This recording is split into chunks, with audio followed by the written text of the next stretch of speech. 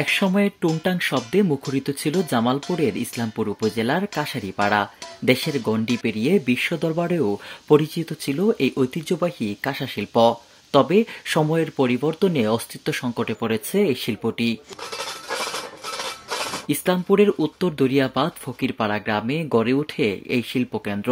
পরবর্তীতে এলাকাটি কাশারিপাড়া নামে পরিচিতি পায়।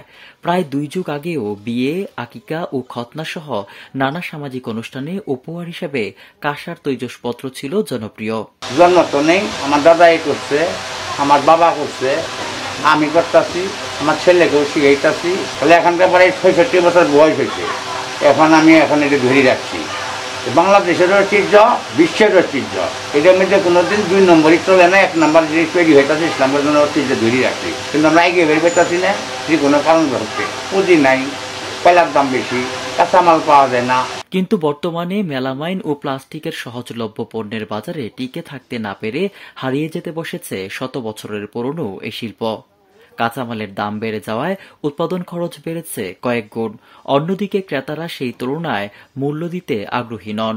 তবে কাজটা খুব ভালো, কিন্তু পুঁজির অভাবে বা কারিগরের সংকটে কাঁসা শিল্পের কাজটা দিন দিন কমে যাইতেছে। আগে 200-300 ঘর কর্মকার ছিল এবং কাঁসার কাজ করতো। একটা থালের দাম 3000 টাকা, 3500 টাকা পরে, একটা গ্লাসের দাম 2000-2500 টাকা পরে।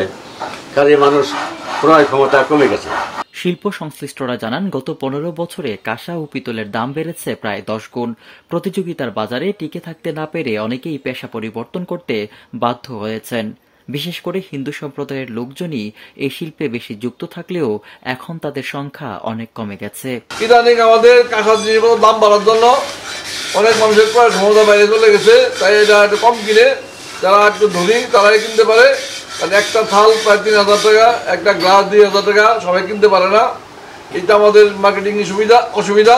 তবে কারিগরদের দাবি, কাঁচামালের দাম কমানো এবং সরকারি বেসরকারি সহযোগিতা পেলে এই ঐতিহ্যবাহী শিল্পটি আবারও ঘুরে দাঁড়াবে।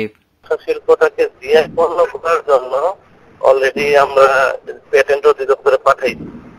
যখন কাজ কমপ্লিট করে পাঠিয়েছি, এটা যদি জিআই পণ্য হয়ে তখন বাংলাদেশ ব্যাংক থেকে অনেক বড় ধরনের লোনের ব্যবস্থা করা যাবে এবং অনেক ধরনের হেল্প করা যাবে, বড় ইন্ডাস্ট্রি করা যাবে এখানে।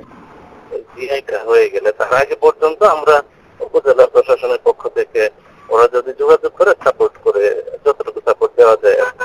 জামালপুর থেকে মেরাজুল ইসলাম রবিনের রিপোর্ট, আমার বার্তা ডিজিটাল।